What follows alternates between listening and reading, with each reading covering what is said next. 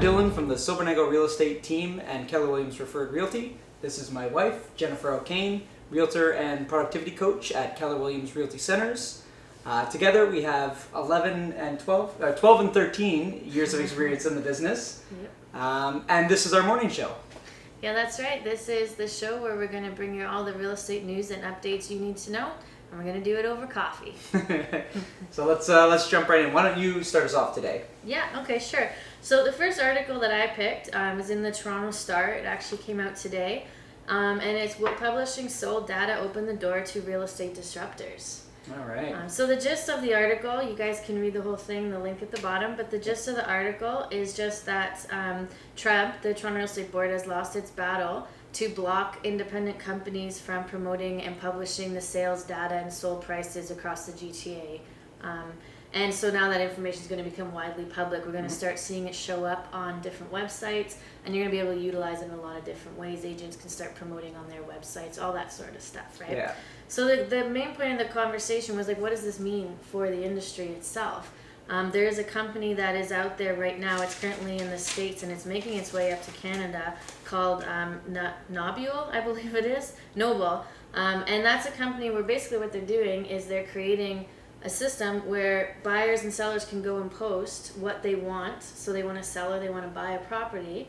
And then agents have to bid on the service, and they have to submit basically a business plan saying this is what we'll do, this is how we'll market it, this is what we'll charge. Interesting. And then they can video chat with the clients, etc. And then they pick the agent they want to hire. Right. So complete opposite in a way. We're still working to get the business, but it's all online. You have to submit a proposal. The company itself makes about 0.2% per deal. So that's how they're funding that business. Just an example of a disruptor. But I mean, realistically, what does that mean for our industry? Will it widely change now that this data is going to be available? And will these online companies become a bigger entity? I think, in my opinion, that probably most people aren't too upset about this. I think there's probably more people, especially in the public, that are happy about this than not. And I think it will disrupt the industry a bit because depending on how those companies come in and want to use that, it gives them a bigger foot in the door with that data. On the privacy side, because I think that's been one of TREB's biggest battling points in trying to fight this. We have had people upset in the past when their sold prices got published and stuff like that. So I honestly don't know how the public will react once they start seeing it implemented. But overall, I don't think this is a bad thing. I think our industry is going to have to catch up with the tech industry in terms of how we implement that information as they will be doing. Right. I think that'll be probably one of the biggest things for us to address. Yeah. My opinion on it is I actually love it. There's an element in the article I didn't touch on there, but I will now, where they talked about how TREB was doing it, not to block the distribution of the data, but to stop the major change in the industry that could impact them. And that stood out to me. I was like, maybe, maybe not. But I love the disruption because, in my opinion, I mean, you know this, I think that the industry is super antiquated and that there's a lot more we could be doing as agents for our clients. And I think this allows us to do that. Right. Okay. I'm all for it. What do you got next? All right, my next one, a little more of a interesting one.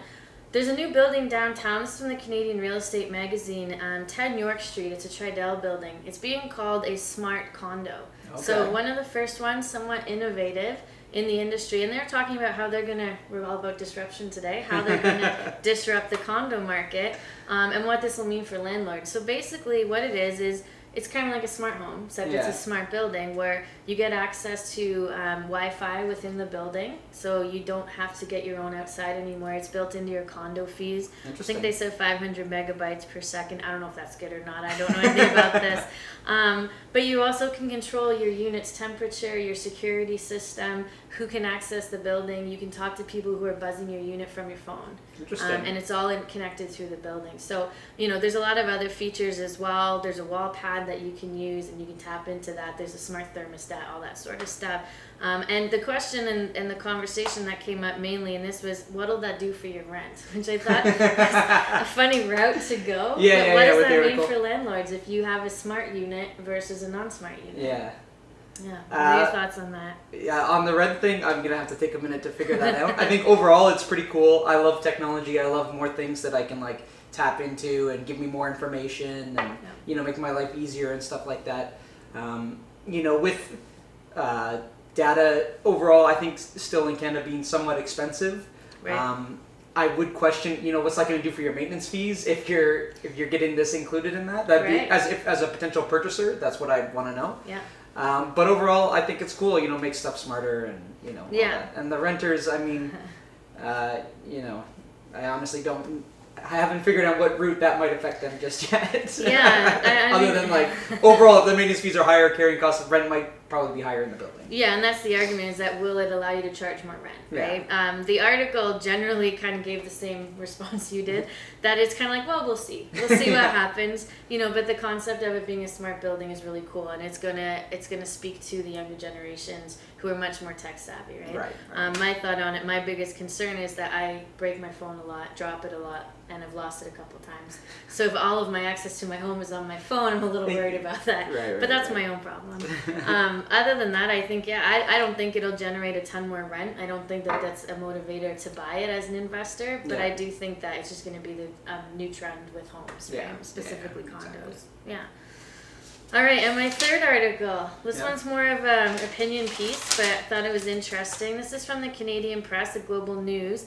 It's actually a little bit older, but it's an article about how people who were putting in offers on properties were writing personal letters. And they debate over whether that personal letter helps get you the property or not. And so the example that they gave was a family who wrote a letter. In the letter, they actually stated they promised that they wouldn't demolish the home and they wouldn't gut the home, that they were buying it because they loved it as it was. They included a picture of their family, a picture of their dog, and they talked about the similarities they had between themselves. They had the same taste in furniture, or they had the same books or something like that. They find a common ground.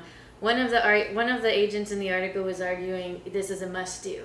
That if you're in a multiple situation, you have to do this. It's going to help you, give you an opportunity, give you a leg up. The other agent was saying this is a terrible idea, and it makes you look desperate, and it doesn't help you at all. Right. Yeah.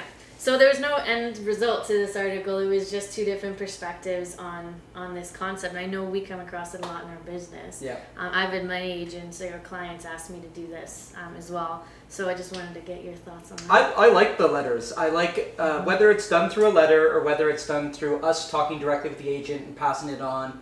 And at multiple offers when we're sitting down and giving our pitch and explaining our offer, but also explaining where our guys are coming from and all that stuff. I found that it works a lot of the time, to be honest. Of course, cash is king, and when there's a drastic difference in that, price will usually win.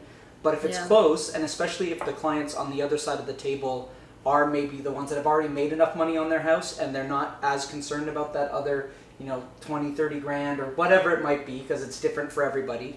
But I've seen bigger swings than 20 or 30 grand where our client picked the one that they felt the best about, as opposed to somebody that they knew was more of an investor or something along those lines. Yeah. So I'm all for it. I don't see why it would make you look weak. I think people are generally attached to their houses emotionally as well, so why wouldn't you want to know that your house was going to a good person? I think the last point on it I'll make is if you are younger, I think that our sentiment is different. Like if you're either a first-time owner and you're doing your move-up or something like that, you need every little bit of money you can get in this market. They're going to be like, I did like that couple, but these guys had even 10 grand extra, and that's where we need to be. So, that's what it is. Yeah, I fall in the same kind of line of thought. I mean, I've done this in the past. I've had it work with clients, but there's never been a big swing on the price point when it's worked. And that's been my experience. It's kind of like when you have two great options, and you know more about one and you feel a connection to one 100%. Over another, that will benefit you. But if there's 10,000, 15,000 on the table, I've personally never seen somebody walk away from 15K because someone wrote a nice letter. 100%. And having said it, it sounds ridiculous, but I've seen it, and it's just one of those situations where it was somebody that had been in that house 30 years, and then in this market they've made stupid money on it, and we're like, hey, like we really like the idea of these guys getting the house versus this guy that's clearly an investor. We're happy with this. Yeah. So my general summary would be, I think it works. I think it's very dependent on the situation, but at the end of the day, cash is king, right? Cash is king. Yeah. So those were 3 great articles. I enjoyed that. Let me see here. I picked out 3 as well. Okay.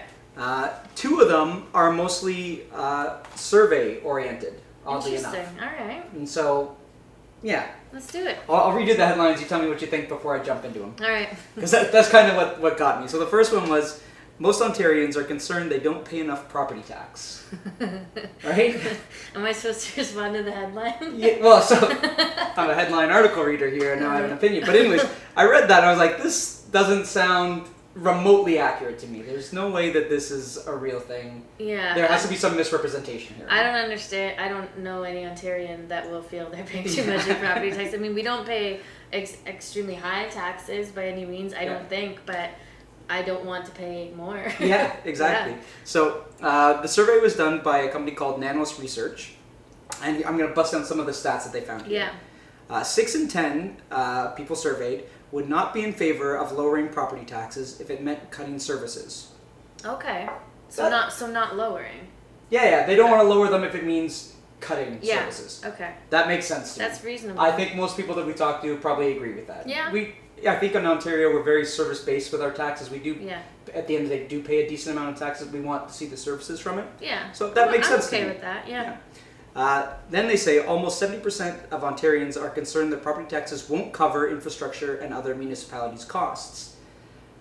This seems a little high for the amount of concerns that I think we generally have in our lives, that 70% are going to respond and be like, yeah, I'm worried that my property taxes aren't covering my infrastructure costs.